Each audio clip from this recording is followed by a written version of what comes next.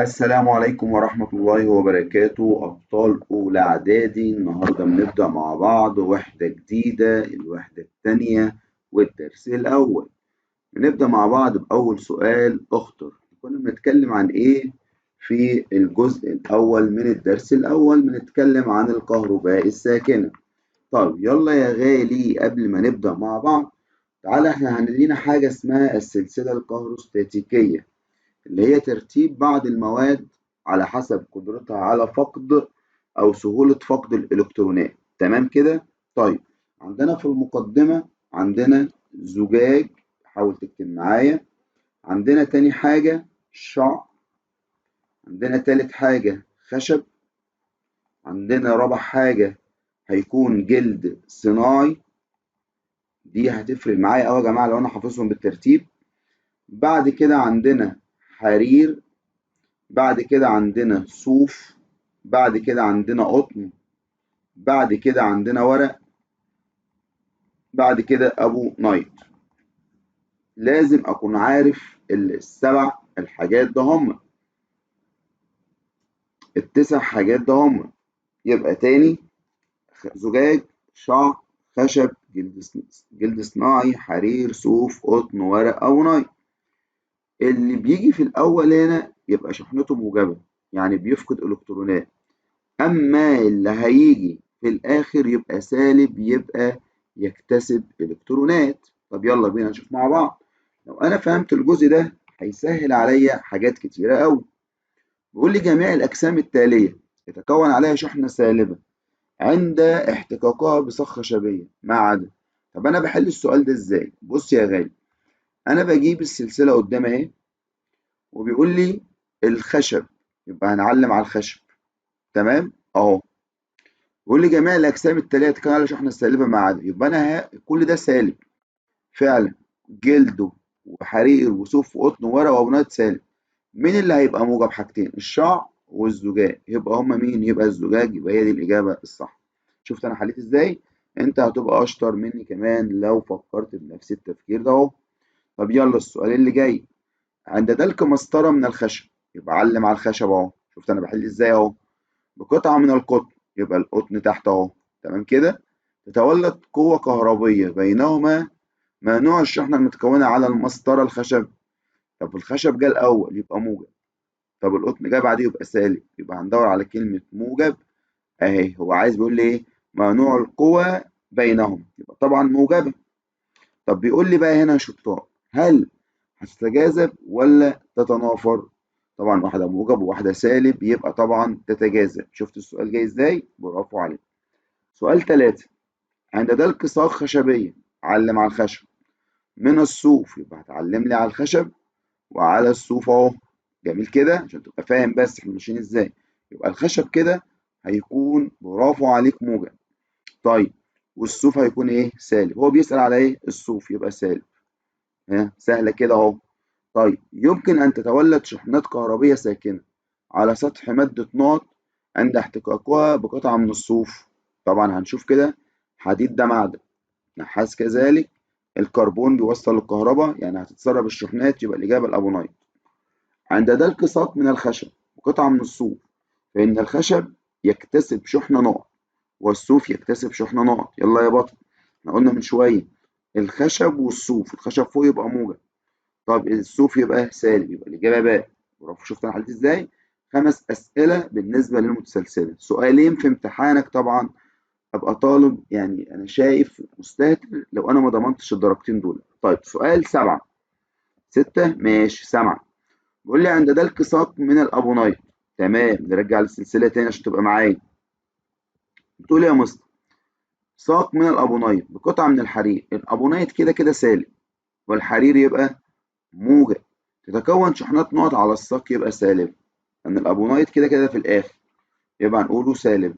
لكي تتكون شحنة موجبة على قطعة من الصوف، يجب دلكها بقطعة من القطن. طبعا أنت فاهم أنا حليتها إزاي. يبقى هنشوف الصوف. تمام. لكي تتكون شحنة موجبة على الصوف يبقى هنختار حاجة من اللي تحتها، يبقى القطن. برافو عليك. طيب السؤال اللي بعده بقى: عند دلك جسمين ببعضهم فإنهما يكتسبان شحنتين طبعا مختلفتين. يبقى الإجابة ج. الشحنات الكهربية المتراكمة على أسطح بعض الأجسام تعرف بنقط، يبقى طبعا الكهرباء الساكنة. كل مما يلي من المواد التي يتم شحنها بكهربية ساكنة دون عزلها. طبعا هيبقى الكربون يا جماعة، لأن الكربون مادة موصلة. الشكل المقابل يوضح الجسيم إكس اللي هو ده. تمام كده. بيقول لي إيه بقى في الجسيم إكس ده يا مستر؟ بيقول لي مشحون بشحنة سالبة، يبقى أنت سالب. موضوع بين لوحين مختلفين. طب يا ترى هيروح لمين؟ طبعا للموجب، يبقى يروح للبي. يبقى الإجابة ب. طيب أسئلة جميلة، أسئلة للطلبة المتفوقين. طيب تعالى بقى السؤال اللي بعده، بيقول لي أكمل. يلا يا بطل.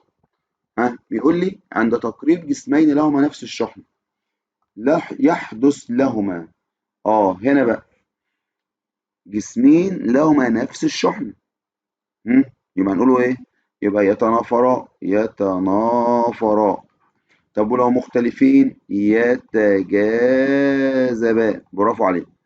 استخدم نقط لحماية المنشآت والمباني من ضربات الصواعق، يبقى طبعا مانعة الصواعق. المادة التي تفقد الإلكترونات تصبح شحنتها، برافو عليك، موجبة. بينما اللي هتكتسب يبقى شحنتها يا حبايبي سالبة. عند دلك ساق من الأبونايت بقطعة من الصوف تكون شحنة ناطعة على الساق. الأبونايت زي ما اتفقنا هتكون سالبة.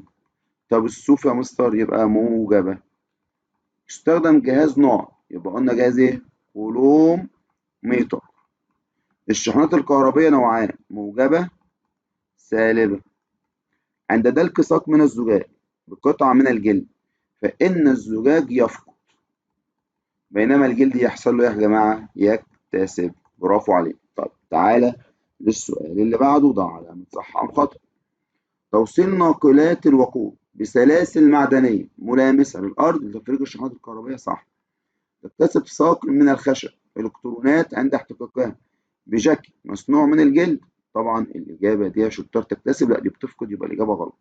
طب بيقول لي يكتسب كل من الأبونايت والزجاج نفس الشحنة، إزاي يعني؟ ده فوق وده تحت، يبقى طبعا خطأ. بيقول لي الجسم الذي يفقد الإلكترونات عند دلقه بجسم آخر شحنة موجبة، طبعا اللي هيفقد يبقى شحنة موجبة صح. يعتبر الحديد من المواد التي يمكن شحنها بكهربية ساكنة دون عزلها، طبعا غلط لأنها يتم تفريغ الشحنات بسرعة أو تتسرب منها. طب تستقر الشحنات الكهربية الساكنة على الجسم المدلوق فقط، طبعا صح. يكتسب الجسمان بعد دلقهما ببعضهما شحنتين كهربتين متماثلتين، طبعا خطأ. طب تعالى للسؤال الرابع، مال اكتب المصطلح العلمي. فكرة ده سهل ولكن يحتاج التركيز، يحتاج ان احنا نراجع باستمرار. طب يلا بينا. الجهاز المستخدم في قياس الشحنات الكهربائية الضعيفة قلنا اسمه يا حبايبي كولوم ميتر. نظام يستخدم لحماية المنشآت والمباني من ضربات الصواعق قلنا مانعة الصواعق. الشحنات المتراكمة على أسطح الأجسام يبقى اسمها كهرباء ساكنة. ترتيب بعض المواد يبقى اسمها ايه؟ السلسلة الكهروستاتيكية. سؤال مهم. الشحنات الكهربائية المتراكمة يبقى فعلا الكهرباء الايه برضو الساكنة. يبقى ناخد بالنا يا جماعة، كل دي تعريفات عندنا لمين يا مستر محمد؟ برافو عليك، للكهرباء الساكنة. يلا سؤال علل، حبيت اسهل عليك شوية واكتب لك بحيث تاخد سكرين وتنقل او بتراجع الواجب معايا. بيقول لي علل. يتم تثبيت مناعة الصواعق بالقرب من المنشآت والمباني، طبعا لحماية المباني والمنشآت من ضرب ايه؟ الصواعق. لأنها طبعا يا مستر محمد بتعمل ايه يا غالي زي ما قلنا في الحصة؟ برافو عليك. طالب هيقول لي إن هي بتقوم بسحب بإيه بقى؟ الشحنات الكهربية المتراكمة على السحب القريبة إلى الأرض دون وقوع أي ضرر على المبنى. طب بيقول لي ليه بيفضل طلاء المعادن بطريقة الطلاء الكهروستاتيكي عن الطرق الأخرى؟ طبعا هيقلل لي من مدى الطلاء، يجعل مدى الطلاء منتظمة. الطالب يجي يقول لي هو ازاي يا مستر؟ طبعا يا غالي احنا عارفين طبعا ان بيتم شحن الجسم المراد طلاؤه بشحنة كهربائية سالبة، والرذاذ الطلاء بيكون مشحون بشحنة ايه؟ موجبة. فطبعا هيحدث هنا التجاذب ما بينهم، هيتم هنا هو طبعا المادة بتكون متوزعة بطريقة منتظمة. اكتب اللي انا كاتبه لك ده وما تكتبش حاجة تانية، تبقى طالب متفوق معانا ايضا. ليه بنوصل ناقلات الوقود بسلاسل معدنية ملموسة للأرض، طبعا قلنا لتفريغ الشحنات الكهربية المتولدة من احتكاك يا جماعة الوقود. طب بيقول لي 4 تنجذب قصاصات الورق الصغيرة إلى ساق من الخشب تم دلكها بالصوف، اكتب كده، بسبب شحن الساق بشحنة كهربية ساكنة تكسبها قدرة على جذب الأجسام الخفيفة زي قصاصات الورق. يبقى دي إجابة سؤال رقم 4 يا جماعة اللي أنا كاتبه بالأحمر ده فوق. تمام، أيوه هي دي، ما تلخبطش نفسك يا بطل. طيب سؤال 5 الشعور بكهرباء خفيفة عند لمس مقبض الباب المعدني بعد سيرك حافي على القدمين على السجادة أو الموقيت، لأنه يحدث تفريغ للشحنة المتكونة على الجسم نتيجة احتكاك بالسجاد أو الموقيت. طب ماذا يحدث؟ يقول لي تقريب ساقين من مادة الزجاج من بعضهما بعد القوم بقطعة من الحديد. طبعا الزجاج ياخد هنا شحنة موجبة للساقين، طب لما نقربهم من بعض يبقى يتنافران. تقريب ساق من الزجاج إلى ساق الأبونايت، يبقى الزجاج موجب والأبونايت سالب بعد دلكهما بقطعة من القماش مصنوعة من القطن، طبعا ده هيبقى موجب وده هيبقى سالب، يبقى الإجابة يتجاذبان. 3 تقريب جسمين مختلفين في الشحنة الكهربية من بعضهما، يبقى طبعا يتجاذبان. طيب سؤال 4 لو دلك ساق من الأبونايت بقطعة من الحرير بالنسبة لنوع الشحنة الكهربية، طبعا الأبونايت يكتسب يبقى شحنة سالبة والحرير يفقد يبقى شحنة موجبة، يبقى الإجابة هنا اهوت سالبة والحرير هيبقى يا حبايبي موجبة. طيب تقريب قصاصات ورقية إلى ساق من الأبونايت تم دلكها بالصوف، طبعا تنجذب. 6 تقريب جسمين لهما نفس الشحنة الكهربية من بعضهما يبقى يتنافران طالما ليهم نفس الايه الشحنة. طب دلك ساق من النحاس بقطعة من الحديد ثم تقريب قصة الورق، طبعا استاذ محمد قال لك ايه لا ينجذبان. طب ليه يا مستر مش هينجذب قصة الورق؟ لان يا غالي يحدث تسرب لمين للشحنات الكهربائية. طب لماذا؟ لان النحاس مادة موصلة وكمان احنا ما عملناش عملية ايه عزل. طيب بالنسبة للأسئلة اللي معانا دهيت بيقول لي مثلا اذكر أهمية، طبعا كلهم لسه قايلينهم في المصطلح العلمي. طب تعال نشوف السؤال الجميل ده. بيقول لي يكتسب الساق اكس شحنة سالبة عند دلكها بقطعة من المادة واي، بينما يكتسب شحنة موجبة عند دلكها بقطعة من المادة زد. اقترح في حدود ما درست، أو ترسم المتسلسلة أو السلسلة وهتبقى الإكس أنا مجاوبها لك على طول، وأنت بقى افهمها يا بطل وقول لي عليها في الحصة.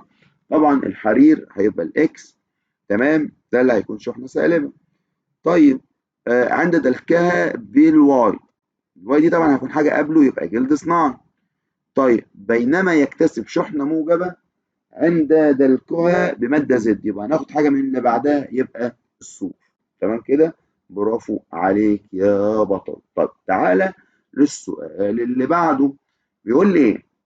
بيقول لي ما الذي تتوقع حدوثه عند تقريب الساق اكس من قطعة واي قبل عملية الدلك؟ انت ذكي.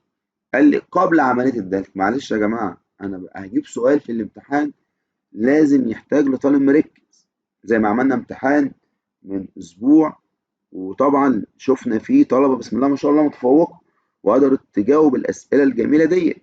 طيب هنا برضو نفس السؤال، طبعا أي طالب هيقول لي إكس وواي موجب يبقى إيه يتجاذب. لا يا حبيبي نقرا السؤال كويس. قبل عملية الدلك يبقى معلومة شحنات كهربائية، يبقى نكتب كده لا تنجذب، يبقى الإجابة لا تنجذب. لو قال لي مع التفسير لعدم تكون شحنات كهربائية ساكنة على المادتين. طبعا درس جميل سهل، بس طبعا يا بطل لازم تراجع على طول وباستمرار، خاصة جزء الكهرباء الساكنة. والحصة اللي جاية برضو محتاجة تركيز. طبعا انتم أبطال، طبعا انتم أبطال. تمام. بالنسبة في صياغة السؤال دهوت احنا هنشطب كلمة الساق وهنكتب يكتسب الجسم ايه مادة، يبقى مادة هي اللي بتكتسب، يبقى تكتسب مادة إكس، يبقى نقول هنا تكتسب مادة إكس. ده في صياغة السؤال يا جماعة بعد إذنكم، يبقى تكتسب المادة إيه؟ إكس. تمام، عند دلكها بقطعة من مادة واي، إنما تكتسب شحنة موجبة عند دلكها بقطعة. يبقى أنا كده خد بالك عشان الطالب يبقى شاطر، أنا كده بعدت عن السيقان. تمام، يبقى قطع يبقى حرير جلد صناعي وصوف. خد بالك عشان أنت طالب مميز معانا. يلا دي الفكرة يعني. طيب ربنا يوفقك يا رب. ودايما بالقمة. طبعا بحب أهني طالب محمد ياسر صفار، بسم الله ما شاء الله، ربنا يحفظه يبارك فيه، إن هو قدر يتفوق في امتحان القمة الأول. وإن شاء الله الامتحان الجاي يكون معانا مجموعة من الطلاب المتفوقين من طلاب القمة، وطبعا دي حاجة كويسة ليه في البداية. يلا ربنا يوفقكم جميعا، وبالقمة دائما كنتم مع أستاذ محمد عسل، معلم أول لعلوم الأحياء. السلام عليكم ورحمة الله وبركاته.